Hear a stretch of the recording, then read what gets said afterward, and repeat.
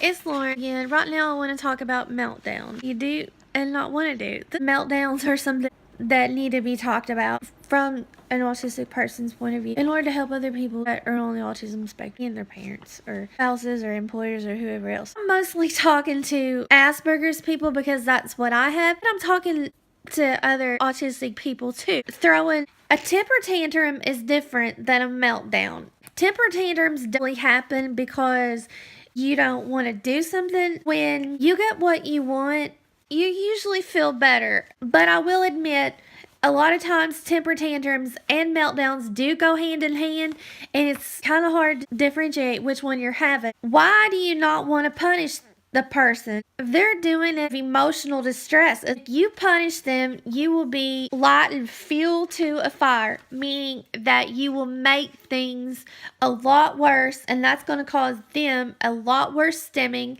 and definitely a lot worse meltdown. And you may make yourself embarrassed too. Autistic people get upset over things that most people would consider trivial, and for them, it's very upsetting, and it's happened to me multiple times. This is where you have to try to be patient with them and try to understand where they're coming from.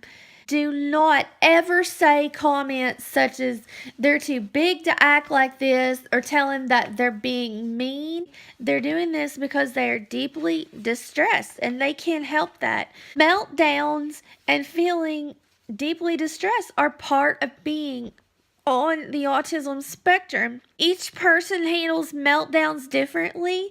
Some are aggressive, some are passively aggressive toward themselves, like biting on pencils, wringing their hands, or pulling their hair. Some are verbal and some cry. Listen to the person and be patient with them. Allow them to have that meltdown and allow them to get that out of their system. Let them go into a recovery space. You allow them to talk about it. And when you encourage them to talk about it, when they feel like it, do not judge them.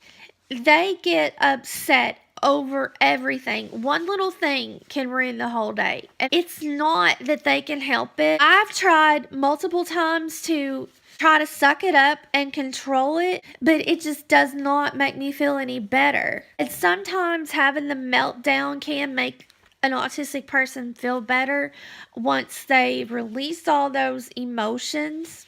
This is not a child wanting to get attention. This is a child that's genuinely upset. Even though I have meltdowns and panic attacks out in public, I'm going to admit I do not like having them, and I want other people to know what it's like to be on the autism spectrum and what it's like to have a meltdown. When you have meltdowns, the other person that's trying to help the autistic person ends up saying something negative. The autistic person doesn't always perceive it right. The other person will be like, I'm trying to help you, but you won't listen. Why do you keep throwing fits? When these autistic people are throwing fits and you think you may be trying to help them, but they don't understand things the way a normal person does. You have to try to think about what's going through their mind and try to understand that their brain does not work the same as the way someone else would. You have to figure out ways to help them to control their emotions. Definitely one of the best ways to handle an autism meltdown is to not say anything negative in front of them. Only say positive things. Be encouraging. Be supportive. And during a meltdown recovery phase, you really need to rest.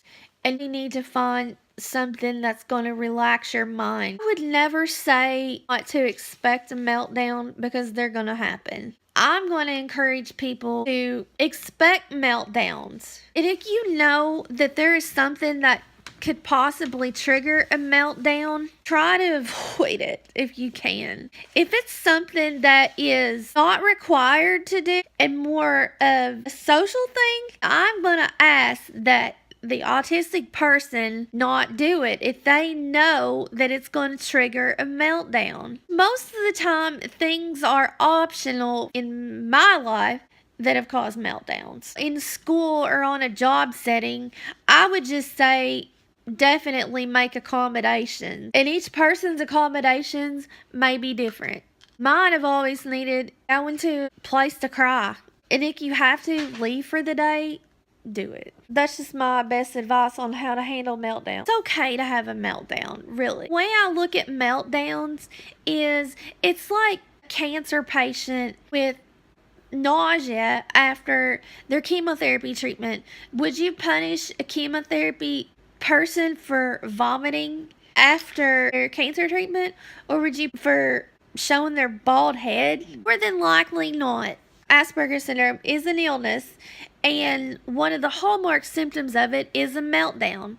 This is a brain disorder. That's why I would say don't worry about it. Just let it slide when you get a meltdown or when your loved one has a meltdown. They can say this over and over again. Don't judge the meltdowns. One very important thing that I want to say is when someone does have a meltdown on the spectrum, you must forgive them. If you learn to forgive them, that will help them to trust you better, and they're not going to have meltdowns as bad around you. Another way to avoid a meltdown is to always treat the autistic person with respect and do not ever, ever, ever show favoritism. Number 5, accept that it will happen. Don't sweat the meltdowns. I'm not a choice that these kids make. They just happen as part of the illness. Your body is doing it. Just like symptoms of another illness would be affecting your body, but Asperger's happens to affect your mind. To be honest, I don't know that I consider it a mental illness. Actually, guys, I can have more on meltdowns. Thank you, and bye.